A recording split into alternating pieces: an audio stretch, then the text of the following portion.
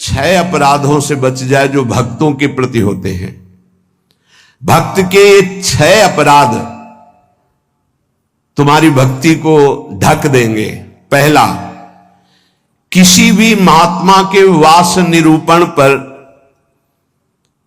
जो हम निंदा करने लगते हैं, हमारी सामर्थ्य नहीं कि हम क्या जाने वो कैसे रह रहे हैं। महाप्रभु चैतन्य देव एक दिन कीर्तन में बहुत उल्लसित होकर उन महापुरुष का नाम ले रहे थे, बार बार नाम उच्चारण कर रहे थे। हमें नाम विस्मरण है।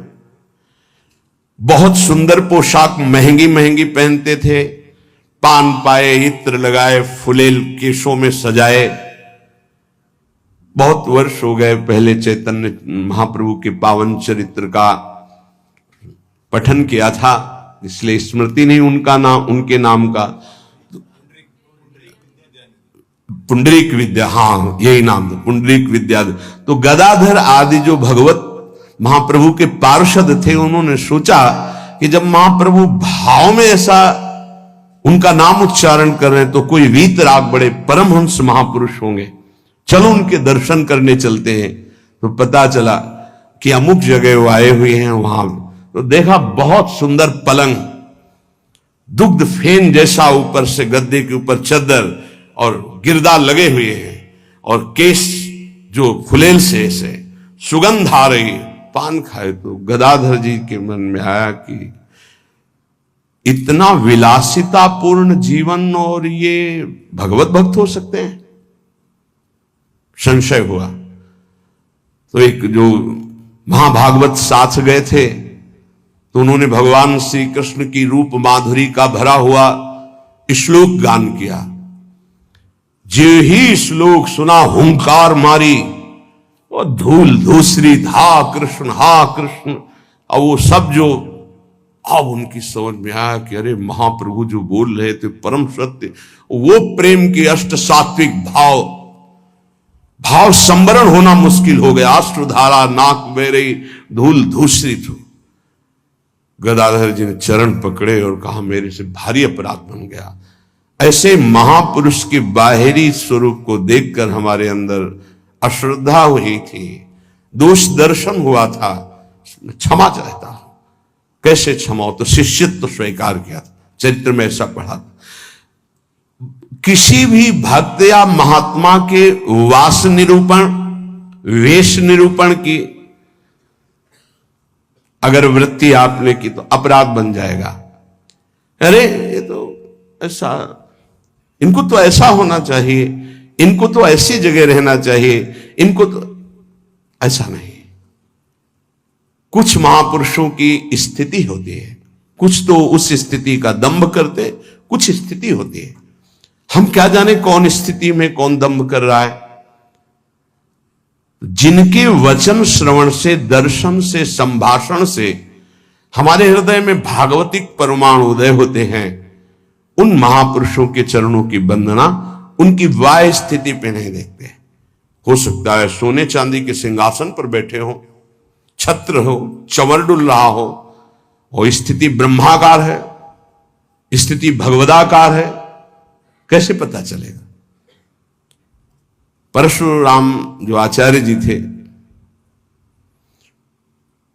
उनके आश्रम के बाहर लिखा था, माया सगी न तन सगा, सगा न ये संसार, परशुराम ये कह रहे सगा सुसिरजन हार।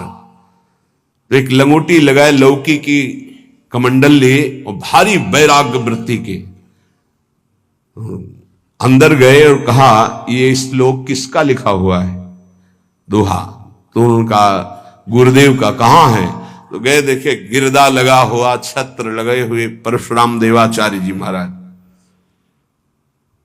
तो उनका महाराज आपका श्लोक लिखा हुआ है?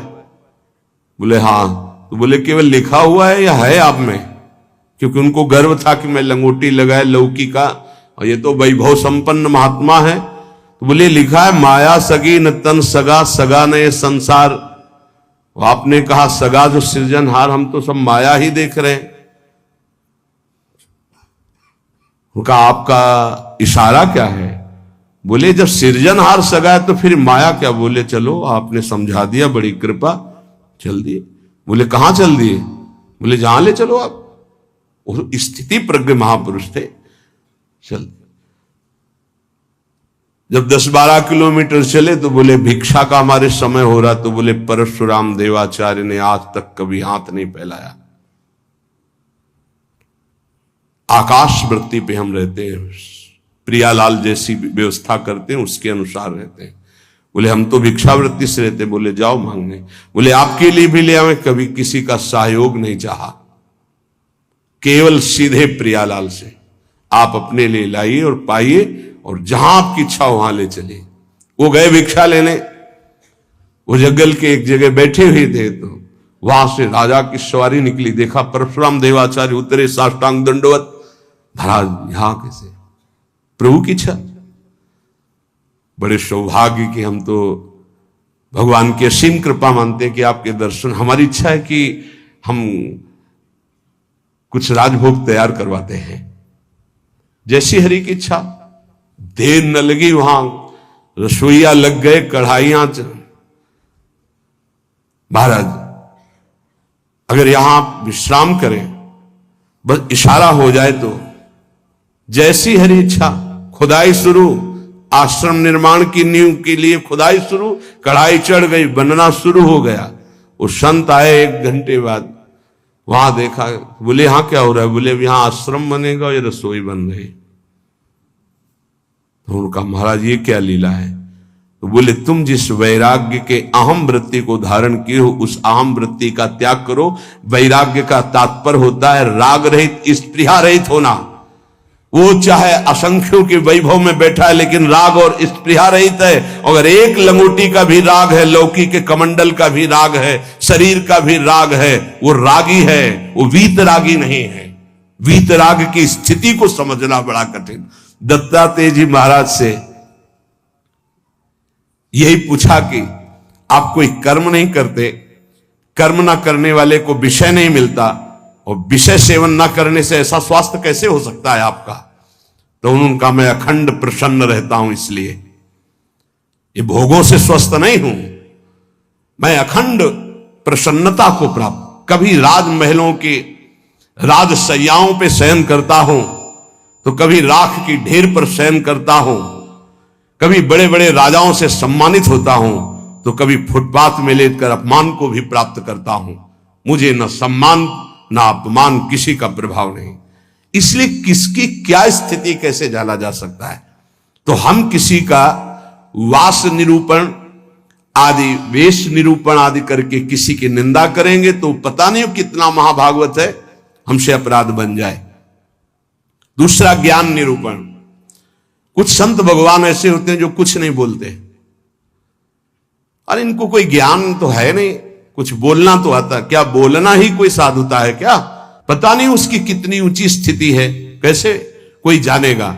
इसलिए किसी संत के रूप में विराजमान जो भगवान हैं, उनके ज्ञान निरूपण करके निंदा न कर। इनको कुछ नहीं आता। आजकल यही है, केवल बुद्धि की धरा से देखा जाता है। अरे वो तो बोल नहीं पाते हैं। वो तो महापुरुषों की स्थिति को जानना कोई महापुरुष ही जान सकता है, दूसरा नहीं जान सकता।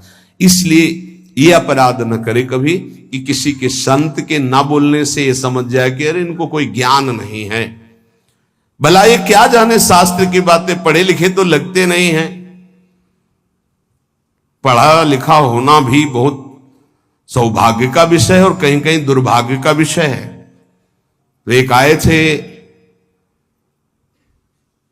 इतने कागज में उनकी डिग्रियां केवल उनके शिष्यों ने भेजी थी कि हमारे गुरुजी दर्शन करने आ रहे हैं। तिरुपति बालाजी से विद्वता की मूर्ति, साष्टांग दंडवत और क्या क्या भगवत प्रसादी। वो ऐसे लग रहे थे कि एक शब्द नहीं आता। मतलब बड़े बड़े शंकराचार्यों को पढ़ाया था उन्होंने, उनकी वो शिष्यों ने जो दिया था उसमें दिखाई दे रहा, बड़े बड़े शंकराचार्यों को उन्होंने विद्या पढ़ाई थी। विद्या विनयम ददाति, वो देखने को मिला कि विद्वान में कैसी दैन्यता होती है। कबीरदास जी के पास एक विद्वान दिग्विजयी भेजा गया शास्त्रार्थ के, तो उनका भैया हमको कोई शास्त्रार्थ नहीं करना। तो बोले काशी के विद्वानों ने कहा यदि आप आप हार लिख दिए, पूरी काशी हार गई। बोले ऐसी बात? तो पढ़ के समझे हो कि समझ के पढ़े हो? पोथी पलटाते रहे, सरस्वती काम नहीं करी। पढ़ के समझे हो कि समझ के पढ़े हो? आखिरी बात, शिष्य बन गए थे, बहुत बड़े भगवत अनुरागी बने। तो किसी भी संत के प्रति ये भाव नहीं कि ये पढ़े लिखे नहीं है, बोल नहीं पाते, तो इनको कोई ज्ञान नहीं है। तीसरा, किसी संत की जाति निरूपण कर देना बहुत बड़ा अपराध है।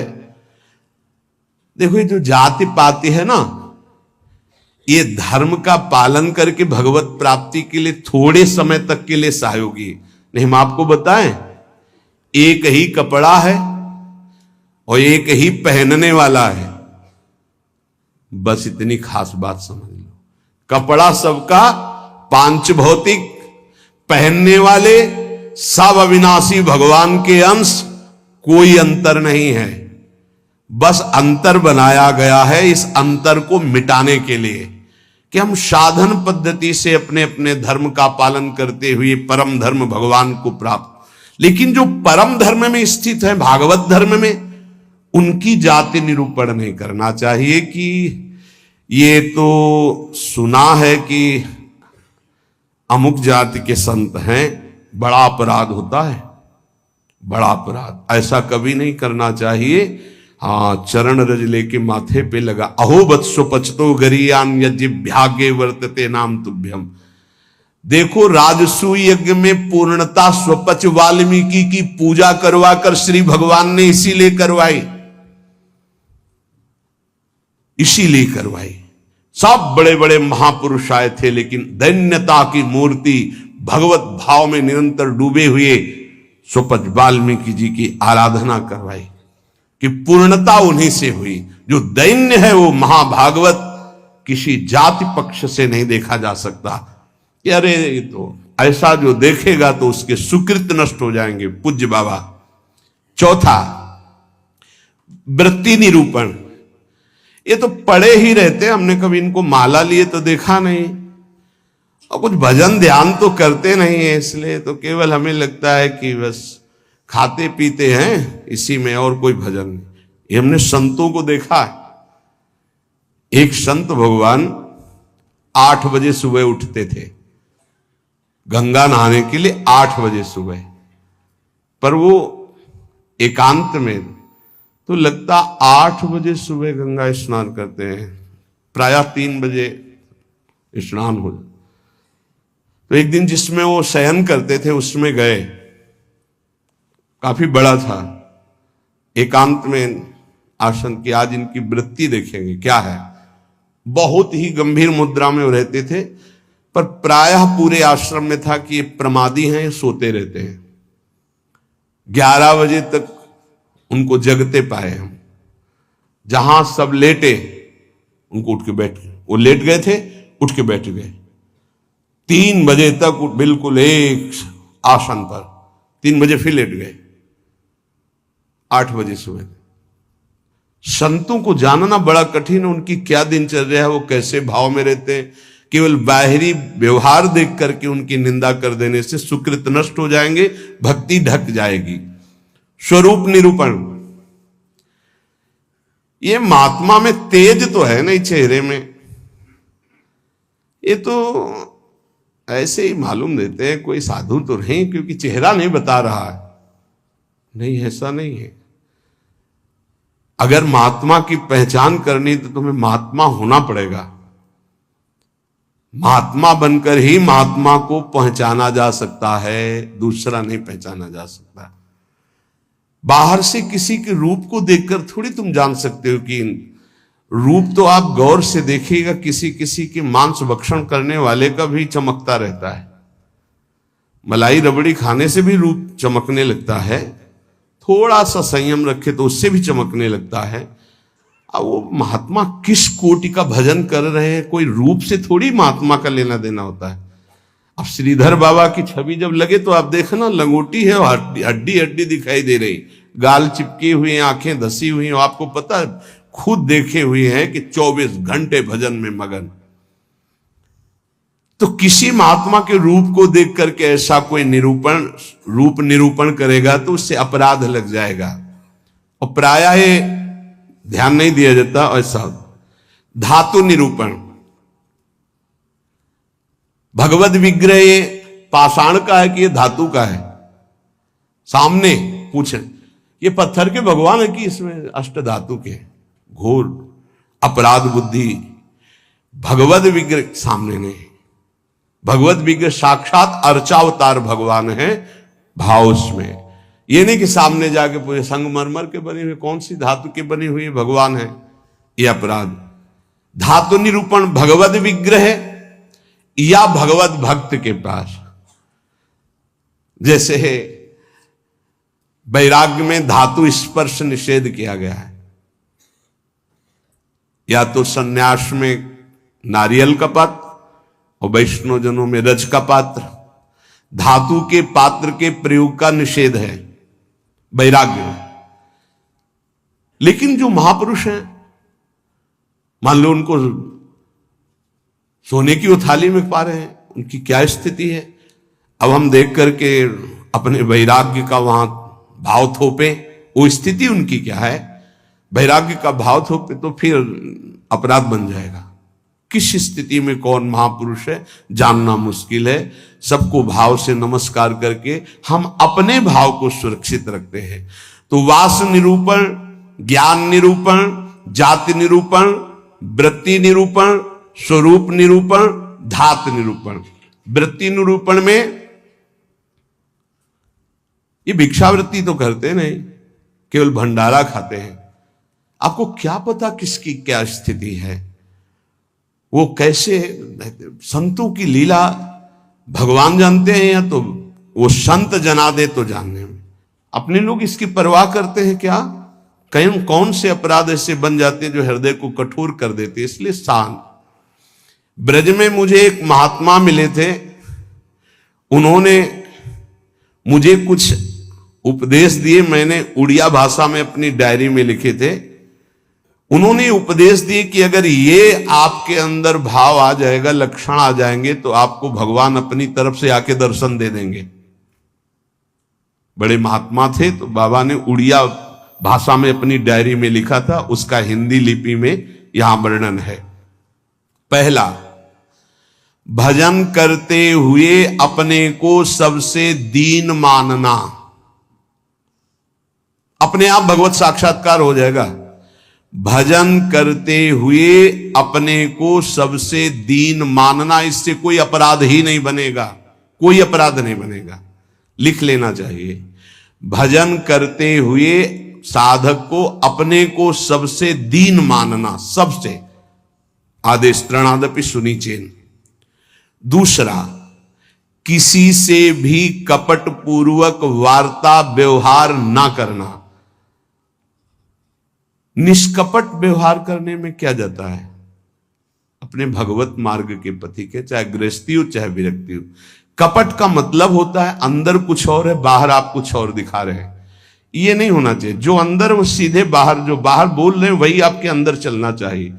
मोहि कपट छल छिद्र न भावा, भगवान कहते हैं। तो कैसे दर्शन दे देंगे आप कपट पूर्वक व्यवहार करते? निष्कपट व्यवहार, कपट पूर्वक व्यवहार ना करना, ये दूसरा। तीसरा, अपनी जिह्वा से कभी असत्य भाषण ना बोलना। इसका बहुत नारायण स्वामी जी ने भी इस पर बहुत जोर दिया था कि जिस जिह्वा से नाम जप करते हो झूठ नहीं बोलना चाहिए, तभी नाम सिद्ध होगा। नाम तभी सिद्ध होगा। नाम सिद्ध होने का तात्पर्य बिना प्रयास के चले। ये सत्य भाषण भगवत स्वरूप है। सत्य बोलने से बढ़कर कोई पुण्य नहीं संसार में, और झूठ बोलने से बढ़कर पाप नहीं। नहीं असत्य सम पातक पुंजा। चौथा, जो तुम्हारे सामने आवे और तुमसे बात करे या दृश्य दिखाई दे, उसे तत्काल पहले मन से प्रणाम करो। बिना प्रयास के भगवत साक्षात्कार हो जाएगा। चराचर जगत में जो तुम्हारे सामने, जैसे कोई व्यक्ति आया है तो राधा वल्लभ लाल जी आपकी जय हो, अंदर से मेरे प्रभु, अब बात करो। कोई भी कुछ भी, पहले प्रभु, ये वस्तु पहले नहीं थी, प्रभु थे और ये बाद में नहीं रहेगी, प्रभु ही रहेंगे, तो वर्तमान में हम वस्तु के अंतर्गत प्रभु को देखते हैं। पांचवा, ना मेरा तन है, न मेरा मन है, न मेरा धन है, न मेरे प्राण है, ये मैंने सब कुछ प्रभु को समर्पित कर दिया। धैर्य पूर्वक देखिए। अब आपको क्या चिंता रह गई? जब तन प्रभु को दे दिया, मन प्रभु को दे दिया, अपना सर्वस्व प्रभु को दे दिया, तो बोले इसका फल क्या मिलेगा? ये यथा माम प्रपद्यन्ते तास तथैव भजाम्यहम्, प्रभु अपना सर्वस्व आपको दे देंगे, अनुभव में आ जाएगा। प्रभु अपने आप को दे देंगे, अति उदार करुणा वरुणालय प्रभु।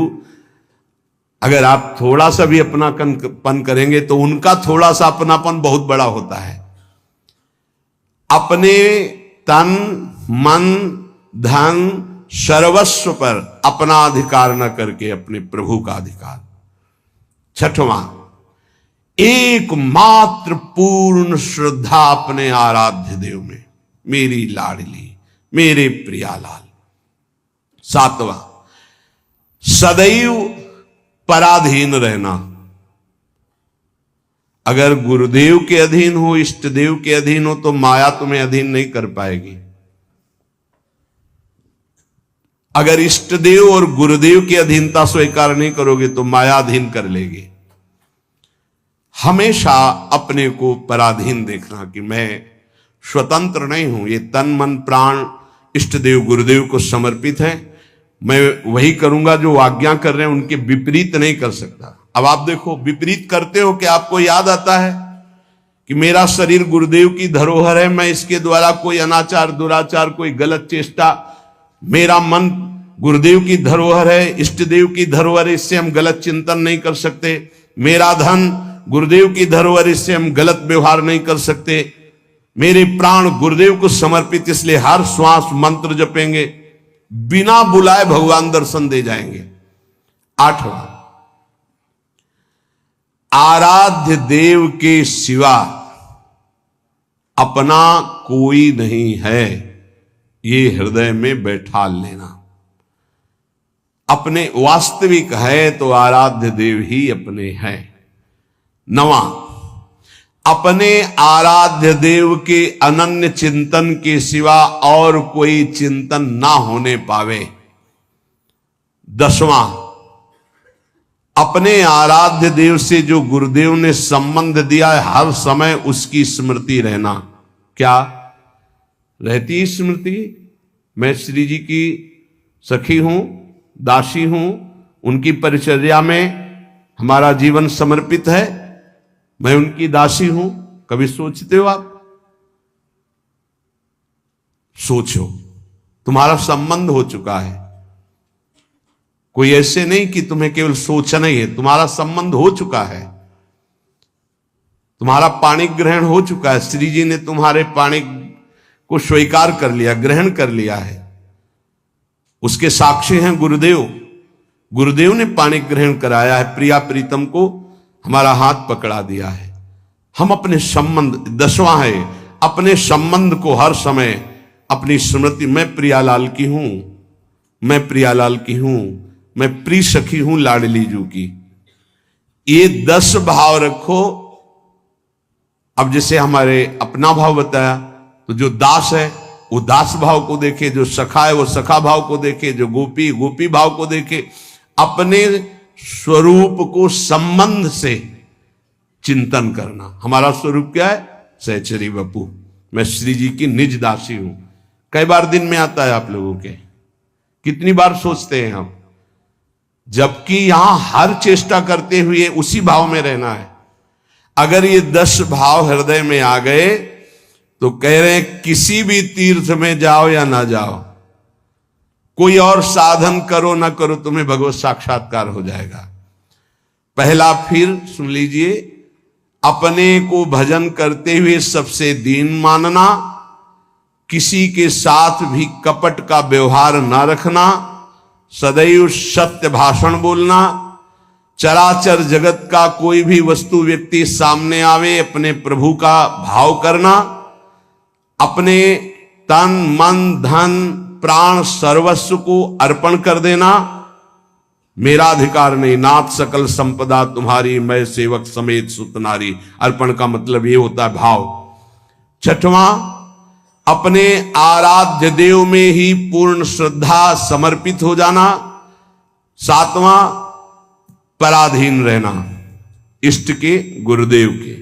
आठवां, आराध्य देव के ही अनन्य चिंतन में लगना, आराध्य देव के सिवा कहीं अपनापन न होना। नवां,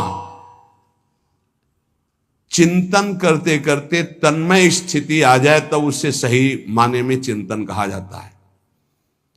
सामने ललित त्रिभंगी लालजू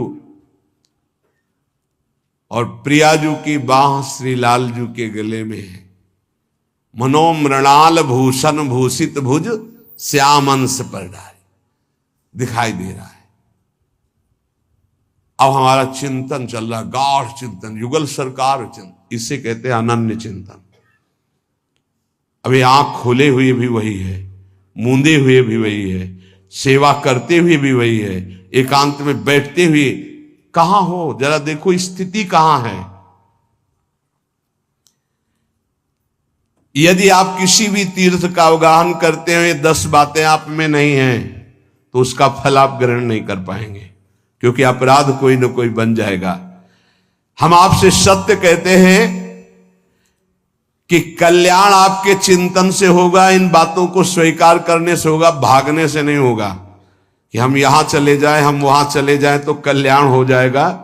अगर आपका आंतरिक चिंतन इन बातों में है तो आपके अंदर वो सामर्थ्य जागृत हो जाएगी कि आप प्रभु को देख सकते हैं। इसलिए जो सत्संग है उसे बार बार सुना जाए, उसका मनन किया जाए और अपने हृदय में धारण किया जाए तो हमारा इसी जन्म में अंतिम जन्म माना जाएगा और भगवत साक्षात्कार हो जाएगा।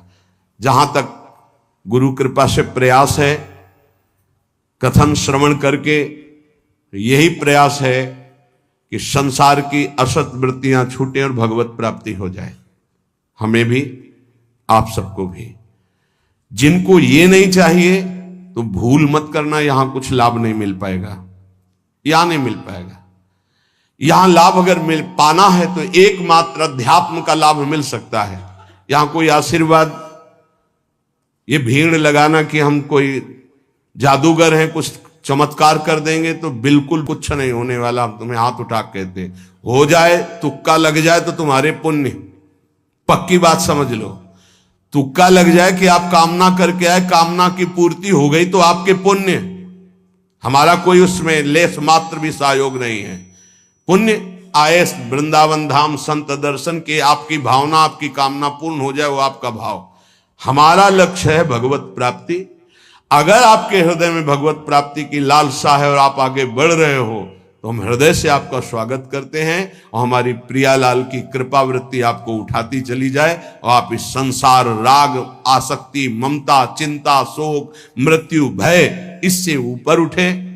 बस हमारी आशा यही है। जो प्रयास है सत्संग का या एकांतिक का, उसका फल केवल यही, भगवत संबंध दृढ़ हो जाए, भगवत प्राप्ति हो जाए। और जिसको ये लक्ष्य नहीं है तो हमें लगता है कि समय बर्बाद ना करे, दूसरी जगह खोज ले जहां उसकी मनोकामनाएं पूर्ण होंगी। यहां नहीं हो सकती। बिल्कुल समझ लीजिए, यहां कामनाओं का नाश होता है, कामनाओं की पूर्णता नहीं। यहां कामनाओं की निवृत्ति होती, कामनाओं की पूर्ति नहीं। यहां यदि हम कामनाओं की पूर्ति की भावना लेकर के आएंगे तो शायद है कि तुम्हें असंतोष हो जाए। बिल्कुल पक्की बात समझो। और